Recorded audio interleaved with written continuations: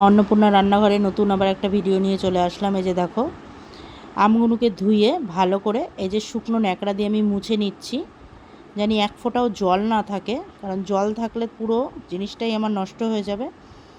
আম দিয়ে নতুন আবার আর একটা রেসিপি নিয়ে চলে এসেছি, কারণ এখন আমের সিজন, এখন আম দিয়ে রেসিপি না করলে হবেই না। তো মোটামুটি সবার ঘরেই এখন আম কম বেশি আছে। তো এরকম রেসিপি দেখতে থাকো আর করতে থাকো। চলো তো মূল রান্নায় চলে যাই। এখানে দেখো, মৌরি, গোটা গোটা ধনে, গোটা জিরে আর 5 ফোড়ন নিয়েছি, আর শুকনো লঙ্কা।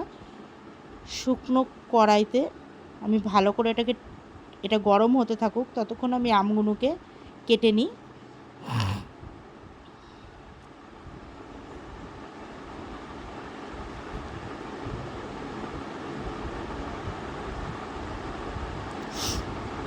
একটু করে আমটাকে কেটে নিচ্ছি আর করে নিচ্ছি, নেড়ে নিচ্ছি।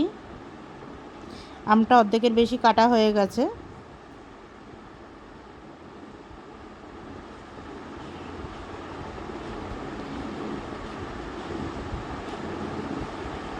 এইগুলো কিন্তু আম আমার কাটা কমপ্লিট। মশলাটা করে নিয়ে ঠান্ডা করতে থাকবো।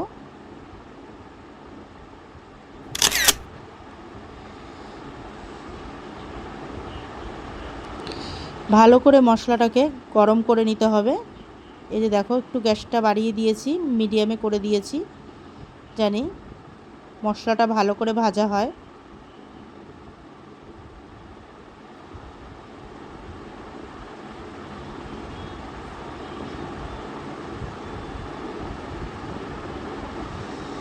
মশলাটা আমার সুন্দর করে ভাজা হয়ে গেছে।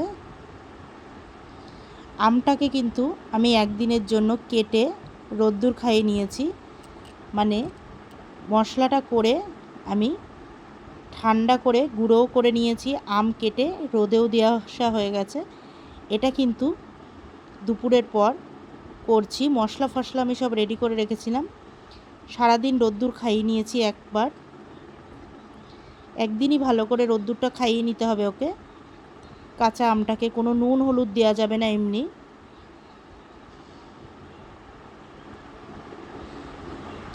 আর এবার আমি দুপুরের পর চলে এসেছি। এই যে দেখো, গুড় বসিয়ে দিয়েছি, আর ওখানে আম আমি নিয়েছি 1.5 কিলো, মানে 1 কিলো 750।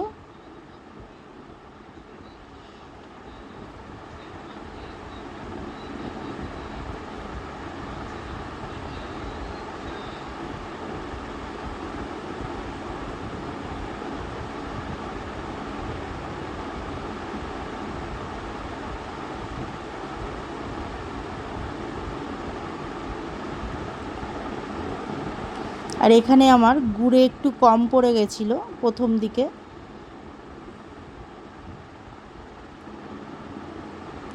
মানে একটু টক ভাব হয়েছিল বলে তো আমাকে আবার গুড় নিয়ে বসাতে হয়েছিল, কারণ আচার তো অনেকটা, তো সেই কারণে।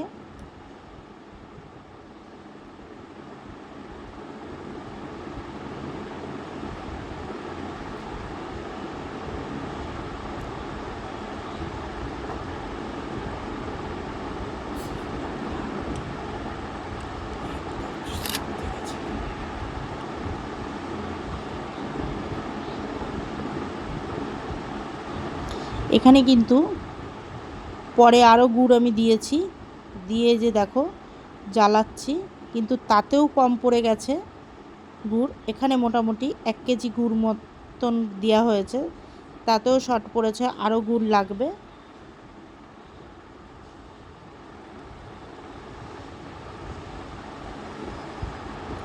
এবার ঘরে যা ছিল শেষ হয়ে গেছে গুড়।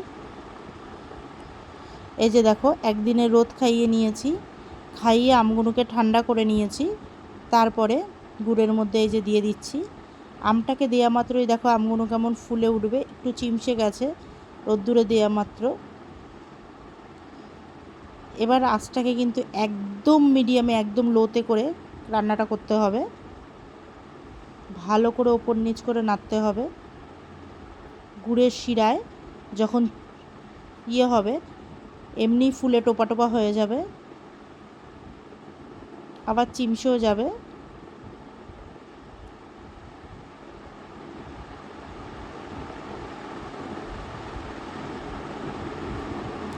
রোদে দেওয়াতে অনেকটা আম হয়ে গেছে, মজে গেছে, বোঝা যাচ্ছে না।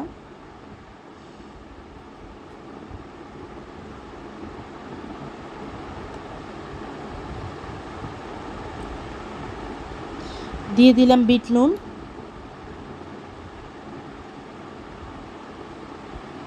এখানে 1 কিলো 750 মতন আম আমি রোদে দিয়েছিলাম, তার থেকে কিছুটা খলসির জন্য সরিয়ে রেখেছি। আর এখানে 1.5 কিলোর থেকে একটু কম আছে। দেখো ভাজা যে মশলাটা করেছিলাম সেই মশলাটা কিন্তু দিয়ে দিলাম এর মধ্যে। কিন্তু যেই গুড়টা তোমাদেরকে বলেছিলাম 1 কিলো মতন গুড় দিয়েছি, তাও এতে শর্ট পড়ে গেছে। আরও 250 মতন গুড় আমাকে এর মধ্যে অ্যাড করতে হয়েছে, 250-300 মতো। কারণ আমার ঘরে একটু এই হাজব্যান্ড আর ছেলে ওরা একটু মিষ্টি বেশি খায়।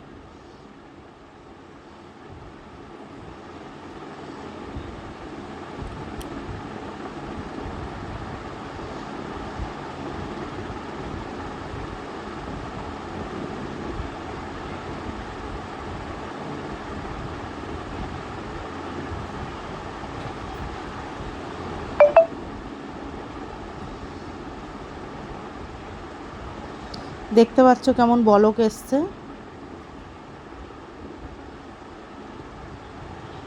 আম কিন্তু প্রায় নরম হয়ে যাচ্ছে, এই যে দেখো চোকলা ছেড়ে দিচ্ছে।